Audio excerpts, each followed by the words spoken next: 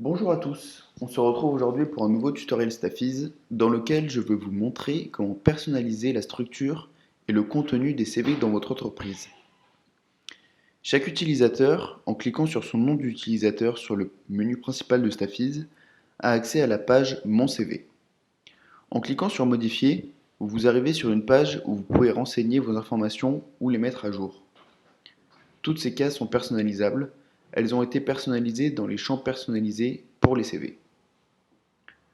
Les personnes autorisées peuvent également consulter le CV des autres. Il y a plusieurs accès possibles, et par exemple, lorsque je me rends sur le rapport personne de quelqu'un, je vois la section CV qui m'affiche l'ensemble du CV de la personne. Si je suis administrateur, je peux même le modifier à sa place. Enfin, vous pouvez télécharger le CV en cliquant sur Télécharger. Vous avez la possibilité de choisir le modèle avec lequel vous souhaitez le télécharger et le format, PDF ou Word.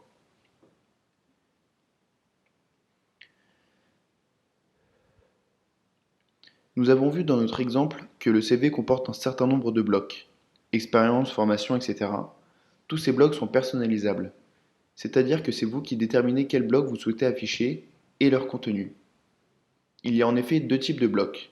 Les blocs de texte, titre plus description, permettent de renseigner un texte libre et offrent la plus grande flexibilité à l'utilisateur pour s'exprimer, et sont en général utilisés pour évoquer la formation, les expériences professionnelles ou une description plus générale de l'utilisateur. Les blocs de mots-clés permettent quant à eux de sélectionner un ou plusieurs mots-clés parmi une liste. Ils sont en général utilisés pour gérer les compétences propres à vos collaborateurs. Pour personnaliser les champs disponibles pour les CV, allez dans Admin, Panneau administrateur, Paramètres entreprise, Champs personnalisés, puis CV. Pour l'exemple, je vais créer une compétence potentielle en bloc de texte et une en bloc de mots-clés. Je choisis pour commencer de créer un bloc expérience de bénévolat. J'indique que c'est un bloc de texte, titre plus description. En cliquant sur Enregistrer, je vois que le champ expérience de bénévolat s'est ajouté aux autres. Lorsqu'un utilisateur modifiera son CV, il pourra renseigner plusieurs lignes de bénévolat. Je vais ensuite créer un bloc nommé Sport et je sélectionne bloc de mots-clés. Maintenant que le bloc est créé, il nous faut créer les options disponibles dans ce bloc.